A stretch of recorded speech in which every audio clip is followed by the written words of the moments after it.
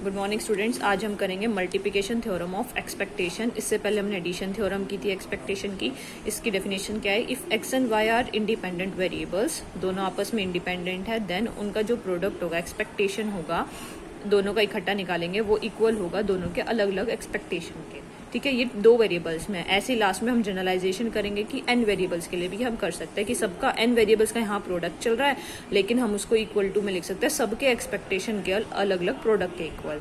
ठीक है, फिर इसमें लिखा है proceeding as in property 1 we have. Property 1 क्या की थी वहां पे कि एडिशन थ्योरम में हमने जैसे वहां पे लिखते थे ई एक्स को क्या लिखा है, x F x D x. जो भी चीज यहाँ है वो और उसमें उसका वेरिएबल का फंक्शन पीडीएफ कह सकते हैं डीएक्स, और लिमिट क्या होती है माइनस इन्फिनिटी टू इन्फिनिटी। अब हम जो सॉल्व कर रहे हैं वो क्या कर रहे हैं, दो वेरिएबल्स में एक्स और वाई, तो दो इंटीग्रेशन होंगे और जो अंदर है वो तो आएगा ही आएगा, साथ में उनका जॉइंट पीडीएफ। तो जॉइंट पीडीएफ क्या लिखेंगे, F X X Y D Y. दो इंटीग्रेशन है तो एक वाई के रिस्पेक्ट में और एक एक्स के रिस्पेक्ट में, दोनों का इंटीग्रेशन आएगा। लिमिट क्या रहेगी, माइनस इन्फिनिटी टू इन्फिनिटी। बाकी क्वेश्चन पर डिपेंड करते हैं, लेकिन जनरलाइजेशन में हम यही लेंगे। फिर एक चीज और गिवन है क्वेश्चन में, क्या कि वो दोनों आपस में क्या है, इंडिपेंडेंट है। और मैंने कल पहले वाली वीडियो में बताया था कि जो जॉइंट डेंसिटी फंक्शन है दोनों वेरिएबल्स का, अगर वो आपस में इंडिपेंडेंट है तो एफ एक्स एक्स वाई किसके इक्वल हो जाता है, F X X dot F Y Y, मतलब उन दोनों के प्रोडक्ट के अलग अलग में इक्वल हो जाता है। तो हम क्या करेंगे आगे,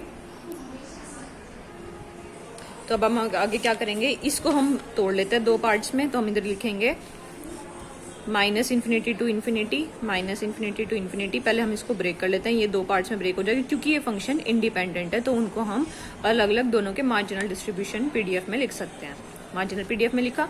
अब हम क्या कह रहे हैं, ये आपस में इंडिपेंडेंट है तो इनकी लिमिट्स भी इंडिपेंडेंट होगी, तो हम अलग अलग दे सकते हैं। सारी टर्म्स एक्स की इकट्ठी कर लो और एक्स की limit F X x dx, ये तभी कर सकते हैं जब वो आपस में इंडिपेंडेंट है। अगर इंडिपेंडेंट नहीं होते तो इसका मतलब उसकी लिमिट हो सकता है y की लिमिट x में हो, तो पहले y के रिस्पेक्ट में इंटीग्रेशन करते देन हम x के रिस्पेक्ट में करते, लेकिन आपस में इंडिपेंडेंट है तो ये अलग अलग लिखे जा सकते हैं। Minus infinity to infinity, y की टर्म्स इकट्ठी कर लो, ये क्या बन गया तुम्हारा e ऑफ y, और ये बन गया e ऑफ x। क्या लेके चले थे, e ऑफ x y का प्रोडक्ट। तो ये हमारा था टू वेरिएबल्स के अंदर। अब नेक्स्ट आती है जनरलाइजेशन। जनरलाइजेशन क्या बोल रहे हैं, तो ये स्पेशली ध्यान रखना, लिखा हुआ है provided X and Y are independent. Independent होने चाहिए तो ही पॉसिबल है। द मैथमेटिकल एक्सपेक्टेशन, जनरलाइजेशन में यही बोला है कि एन वेरिएबल्स है, यहाँ पे टू वेरिएबल्स है, दो वेरिएबल्स को अलग अलग लिख पा रहे हैं, तो यहाँ पे एन वेरिएबल्स है। एन वेरिएबल्स का एक्सपेक्टेशन किसके इक्वल होगा, उन सबके अलग अलग एक्सपेक्टेशन के प्रोडक्ट में। The mathematical expectation of product of number of independent random variable is equal to the product of their expectation. लिख लिया। सिंबॉलिकली ये सारे के सारे आपस में क्या होने चाहिए, इंडिपेंडेंट। ये वर्ड नहीं गिवन होगा तो नहीं कर सकते। तो इन सब के प्रोडक्ट को, ये प्रोडक्ट चल रहा है, कॉमा नहीं है, इन सब के प्रोडक्ट को क्या लिखते हैं, जैसे समेशन के लिए तुम समेशन का साइन यूज करते हैं, यहाँ पे प्रोडक्ट के लिए ये वाला साइन यूज होता है।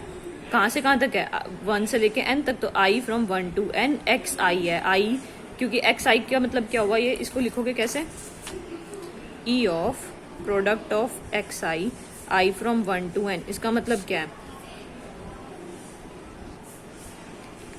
x1 x2 up to so on xn, इसको ऐसे लिख सकते हैं। और हमें प्रूव क्या करना है कि ये जो प्रोडक्ट है ना, इन सब का अलग अलग हो जाएगा, e of x1 e of x2, ये सब अलग अलग हो जाएंगे e ऑफ xn। तो ये सब का क्या बन गया, e ऑफ xi, और इन सब का प्रोडक्ट है तो प्रोडक्ट का साइन i चेंज हो रहा है 1 से लेके n तक, i फ्रॉम 1 to n। तो ये प्रोडक्ट बाहर लेके आना है तुम्हें। तो हम PMI से ही करेंगे। PMI में हम क्या करेंगे, n इक्वल टू 2 के लिए हमने प्रूव कर ही दिया कि दो ही वेरिएबल्स हैं, x1 और x2, और हमने उसके लिए प्रूव कर ही दिया e of x1 e of x2। अभी ऊपर वाले में प्रूव किया, यहाँ पे बस y चल रहा था, यहाँ पे x1 कर देना, x2 कर देना। फिर n इक्वल टू r के लिए हम मान के चलेंगे the result is true for n equals to r, that is product i from 1 to r xi is equals to product, मतलब ये तुम्हें प्रूव करने की जरूरत नहीं है, ये अजम्पशन लेके चलते हैं कि ये इसके इक्वल होगा। ठीक है, अब हमें जो प्रूव करना है, टू प्रूव, हमें क्या प्रूव करना है कि i इज इक्वल्स टू 1 से r प्लस 1 के लिए प्रूव करना है कि r प्लस 1 के लिए होल्ड कर रहा है। फिर हम क्या करेंगे, लेफ्ट हैंड साइड से स्टार्ट करते हैं, product i from 1 to r plus 1 xi।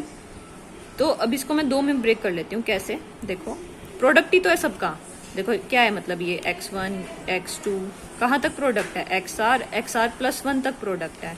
मैं इनको तो इकट्ठा लिख रही हूँ, product of x I from 1 to r, और एक टर्म अलग रख ली, ठीक है। और दो मान लो, ये x1 मान लिया, ये x2 मान लिया, और दो के लिए हम प्रूव कर ही चुके हैं। क्या अगर दो हैं तो इन दोनों को अलग अलग लिख सकते हैं। इसको दो मान लो, ये x1 है, x2, इसको क्या लिख सकते हैं हम, ई of product I from 1 to r xi और ई ऑफ xr प्लस 1, ठीक है। और ये वाले के लिए हम मान के चले हैं कि ये वाली टर्म किसके इक्वल है, इन सबका प्रोडक्ट बाहर आ जाएगा। मैंने प्रोडक्ट बाहर लिखा, आई फ्रॉम 1 to, देखो नेक्स्ट पेज पे,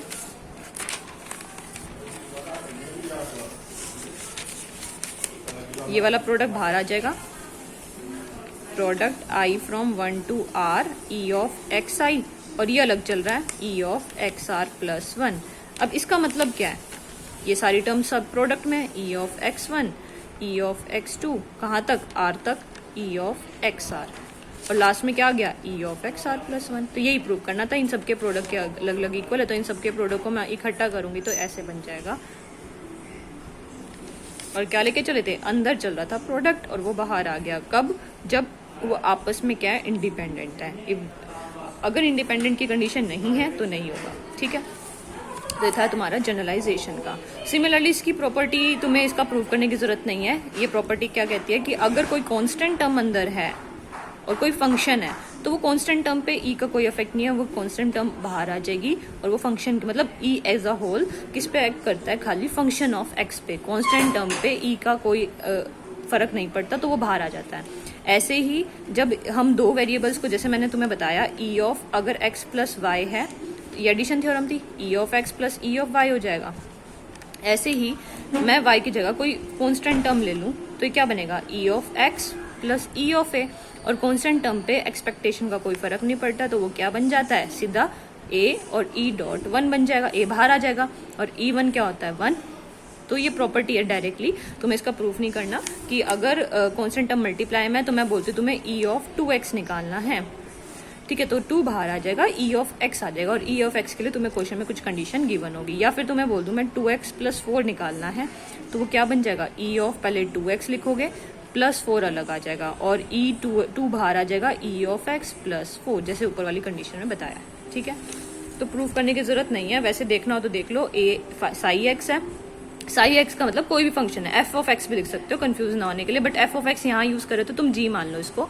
तो क्या होता है, जो भी अंदर होता है वो साथ में उसका PDF, F x D x, a constant term है वो बाहर आ जाएगी, वो लिखा इसने, और बाकी जो फंक्शंस बचे हैं वो अलग, और इसको फिर हम वापस से लिखते हैं ई ऑफ साई एक्स। ये साई एक्स है, ये जो भी फंक्शन है, और ये एफ एक्स उसका पीडीएफ होता है। ई ऑफ साई एक्स को ये लिखोगे ना, जो अंदर है वो इंटू में उसका PDF F x D x. तो इसने वही प्रोडक्ट बत करके दिखाया, सेम दूसरी प्रॉपर्टी का प्रूफ है ये। साई एक्स प्लस ए है, इंटू में एफ एक्स डी एक्स है, तो एफ एक्स दोनों को अलग अलग किया। पहले मैंने बताया जो भी अंदर है वो इंटू में उसका पीडीएफ होगा, फिर इन दोनों को एफ एक्स अलग अलग दे दिया। उसके बाद ये तो बन गया ई ऑफ साई एक्स, और F x D x, a constant है वो बाहर आ जाएगा, इसका इंटीग्रेशन, अगर वो पीडीएफ है तो उसकी लिमिट टोटल में क्या होगा, हमेशा प्रोबेबिलिटी 1 होगा, तो ये ए अकेला बच जाएगा। तो ये तुम्हारी प्रॉपर्टी थी। सिमिलरली कोरोलरी में क्या होता है, कोरोलरी का मतलब क्या होता है, ऊपर वाले जो हमने प्रूफ किया उन्हीं से हम उसका प्रूफ निकाल सकते हैं। इसे लिखा ई इफ साई एक्स इसके इक्वल है एक्स के, ऊपर वाले में इसकी जगह हम एक्स मान ले तो ये क्या बन जाएगा, ए एक्स, ए बाहर आ जाएगा, ए ऑफ ई एक्स बन जाएगा। ये मैं तुम्हें बता दिया एग्जाम्पल के तौर पे। प्रॉपर्टी 4 क्या है, ये भी बता दिया मैंने कि ई ऑफ 2x प्लस 4 का एग्जाम्पल लिया था अभी मैंने, वही प्रॉपर्टी यहाँ पे है, ठीक है। इसका प्रूफ नहीं करने की जरूरत, ये सिंपल टर्म्स हैं। फिर बोला कि अगर b 0 है तो ये हट जाएगा, ई ऑफ ए एक्स क्या होगा, ए बाहर आ जाएगा, ई ऑफ एक्स हो जाएगा। फिर इसमें वैल्यूज पुट कर रहा है अलग अलग, ए की वैल्यू 1 है और b की वैल्यू है x bar minus of x बार, इसमें पुट करो, ये देखो क्या बनेगा। इसमें बोला ए एक्स प्लस बी है, और ये हमने रिजल्ट निकाल ही लिया, ये इसके इक्वल होता है। इसमें बोला ए को तो हम 1 ले लेते हैं और बी को हम ले लेते हैं माइनस एक्स बार। तो देखो E of X minus X bar, इसके अकॉर्डिंग ए की वैल्यू 1 है, ये ई एक्स हो जाएगा, और बी की वैल्यू क्या है, यहाँ पे एक्स बार है। अगर तुम करना चाहो तो मैं इसको ऐसे लिखती, माइनस ई ऑफ एक्स बार। अब एक्स बार का मतलब क्या है, मीन, किसी टर्म का मीन निकालेंगे तो वो क्या आएगा, कांस्टेंट टर्म। जैसे मैंने बोला तुम्हारी क्लास के स्टूडेंट्स हैं, उसमें 10 स्टूडेंट्स, सबका वेट निकालो, किसी का 63 है, 3 स्टूडेंट्स है, 64 65, इन तीनों का डिवाइड करके जो भी आंसर आएगा एक कांस्टेंट टर्म आएगी। कांस्टेंट टर्म आ गई तो इसका मतलब उसके ऊपर एक्सपेक्टेशन का कोई रोल ही नहीं होता।